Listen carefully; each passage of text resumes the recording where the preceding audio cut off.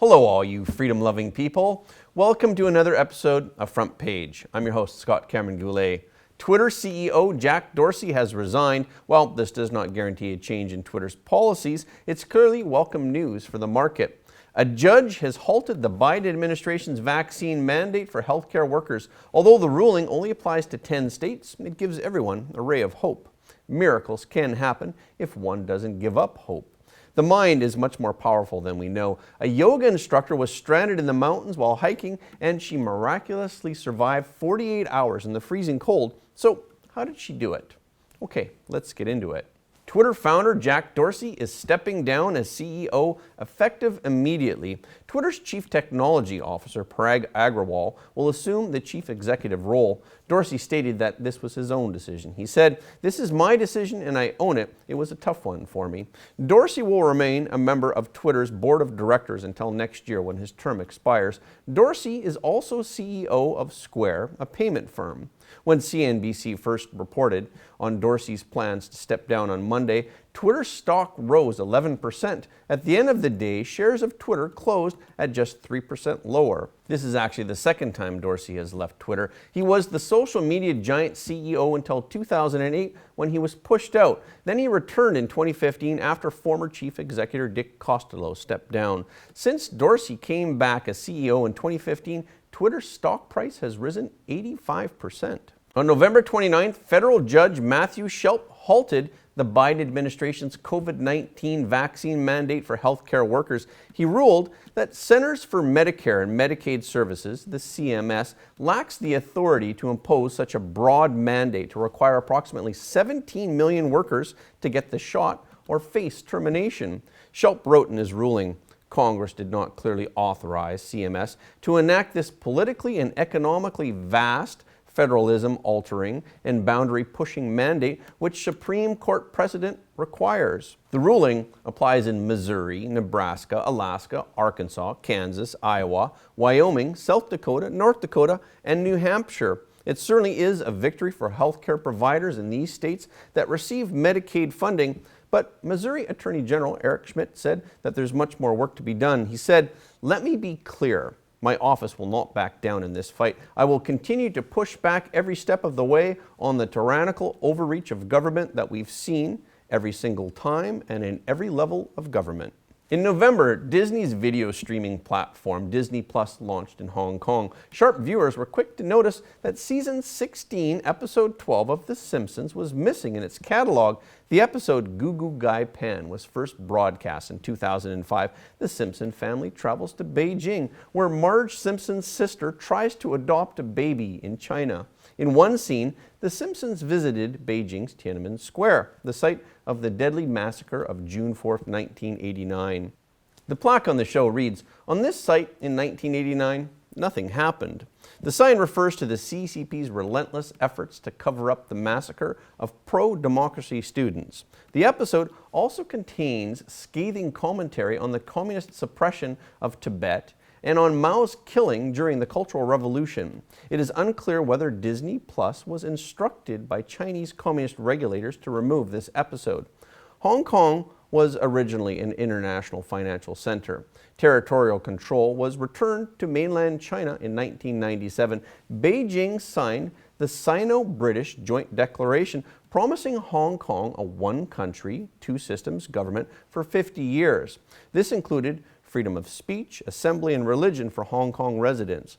2 years ago, the Hong Kong government introduced an extradition law that sparked massive protests. A year later, the national security law was introduced. It criminalizes acts of secession, subversion, terrorism, and collusion with foreign forces, which pretty much can mean anything.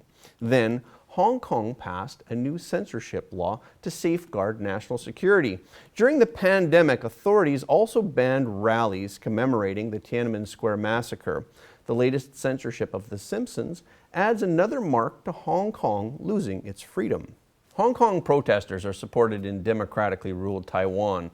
The film Revolution of Our Times won Best Documentary in Taiwan on Saturday at the 58th Golden Horse Awards, which is the Chinese version of the Oscars. The 2-hour documentary chronicles the Hong Kong democracy movement in 2019. It features 7 groups of protesters, some of whom are currently missing or serving prison sentences. The film will not be released in Hong Kong due to the national security law. This year, the Cannes Film Festival suddenly announced the addition of Revolution of Our Times in its lineup in order to avoid interference from the CCP. The team behind Revolution of Our Times was unable to go to Taiwan to receive the award. Director Kiwi Chow gave his acceptance speech through video. He talked about a 16-year-old student who he was stuck with at one of the protests for several days. When the student returned to school, many people knew that he was at the protest. The teenager was full of fear and trepidation, but every classmate and teacher gave him a hug with tears in their eyes. Chow said that he would have loved to put the crying scene in the film, but he couldn't do it. He hopes that for those who are still in Hong Kong, as well as many of his friends who are still in exile or in prison, even if they don't get to see the film, the mere existence of the film will give them comfort, like a hug. He said, "I cried many times when making this film, and many times I found comfort, vented my anger and hatred, and faced my fear and trauma through this film. The entire film was done in secret. Most of the interviewees in the film remain anonymous. The production team, except for the director, was anonymous. At the end of the film, it reads, 'Produced by the Hong Kong people.' And the movie was dedicated to Hong Kongers who have conscience, justice, and who have shed tears for Hong Kong." There's another group of people in the world who are being persecuted by the CCP. They have expressed their pursuit of goodness and justice and persevered in the face of adversity with their beautiful songs and dances. They are the artists of Shenyang. Let me show a trailer of their performance. The wait is finally over. Shenyang returns to the stage with an all-new production filled with beauty, majesty, and a powerful message of hope. Discover the lost culture of ancient China. Discover this season, Shenyang 2022. A more wonderful world awaits you. Get your tickets today. If you haven't seen the show yet, I highly encourage you to go and see it. It was definitely an uplifting experience for me, and it has given me a lot of hope for the future. You can check out their website at shenyang.com to find shows near you. Okay, let's get back into it. Boston Celtics center Enes Kanter has a new name starting yesterday. He legally changed his name to Enes Kanter Freedom after completing his American citizenship oath ceremony on November 29th. Kanter will now be his middle name, and Freedom will be his new last name. Kanter is a native of Turkey. He has been banned from his home country by the Turkish government due to his opinion against President Erdogan. Turkey revoked his passport in 2017. Only those who have lived under authoritarian regimes really know what authoritarianism means. Kanter has been one of the loudest voices speaking against the CCP's massive human rights violations. He condemned major companies such as Nike for supporting Black Lives Matter, but when it comes to the Chinese Communist Party, Nike remains silent. Because of Kanter's strong stance, China's state-run television has pulled Celtics games from its airwaves. Kanter said in an interview with Fox that morals and principles should come before money, not the other way around. Young people around the world look up to athletes in all sports, therefore athletes should watch what they say and do.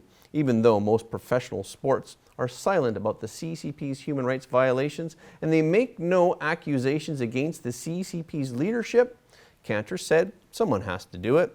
He also urges others to stand up to China's brutal dictatorship. He said that human rights are more important than himself. Human rights are more important than basketball. Enes Freedom is also calling for a boycott of the Beijing Olympics in protest of its massive human rights abuses.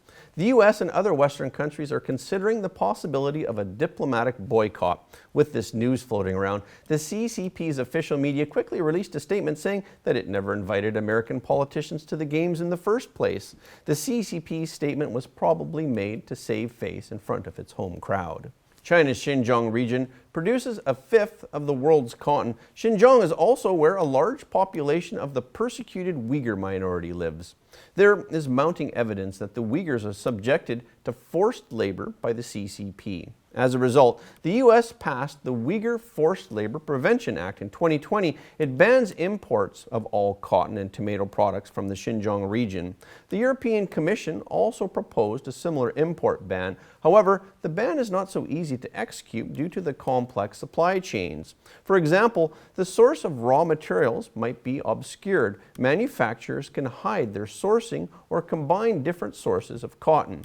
According to Laundering Cotton, a study by UK Sheffield Hallam University, more than 100 well-known global brands and retailers are still at high risk of using Xinjiang cotton produced under forced labor. The report found that 5 major Chinese yarn and fabric suppliers are using cotton from the Uyghur region. They export their semi-finished goods to international intermediary factories who ship the finished cotton products to brands all over the world. As a result, many global brands may unwittingly be purchasing goods made by Uyghur forced labor. The report says that there's no excuse for companies not knowing where their products come from. The lead author of the report, Laura Murphy, said, "If a supplier cannot tell a brand where they're sourcing from and provide convincing evidence of that sourcing, the brand should end the relationship with that supplier." California yoga instructor and hiking enthusiast Jolly Bose set out to climb Mount Gibbons with some friends on October 17th. It took them only 4 hours to reach the summit. On the way back, a friend was a little underwhelmed and decided to climb the nearby Mount Ian Campbell. Despite not having a map, Jolly decided to climb the mountain with her friend. The friend traveled very quickly, and soon the two were separated. Jolly tried to find her way back, but her cell phone was dead. As night fell and the temperature dropped, she knew that it was impossible for her to climb down at that time. So Jolly searched the mountain for a place where she could take shelter. Fortunately, she found a small outdoor restroom for off-road vehicles, and she went inside to get warm. Because she had crossed a creek earlier and got her feet wet, she was now freezing cold. Jolly only had 12 ounces of water and a tangerine on her.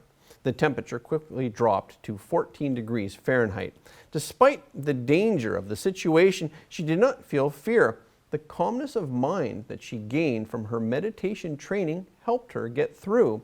She said, "Because I practice yoga and meditation, and your body responds to your thought, so what you tell your body, that's how your body should behave." She knew not to panic because that would have had the opposite effect. Jolly knew her friends would have contacted search and rescue teams to look for her, so she just had to stay calm and to keep moving in order to maintain her body temperature. She also had to find an open field so a helicopter could see her more easily.